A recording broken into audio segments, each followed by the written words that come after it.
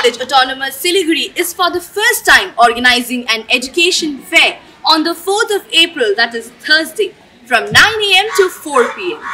With this, let's hear from our Assistant Professor Peter Lepcha for the details of the event. We have invited over 50 schools within Siliguri, Bagdogra and Duars, and we will have over 18 departments in the college here of our own college departments, and they will be exhibiting certain aspects of their departments. There will be visuals, and there will be 3D models, and also there will be help desks where students, parents, media people and all kinds of people can come and have a clarification, doubt clearance session with the departments and the programs of studies, with the deans, with the heads of the departments, and also with the college management. It's a Shikha Mela, so it's a Mela, it's a fair, so anyone is welcome.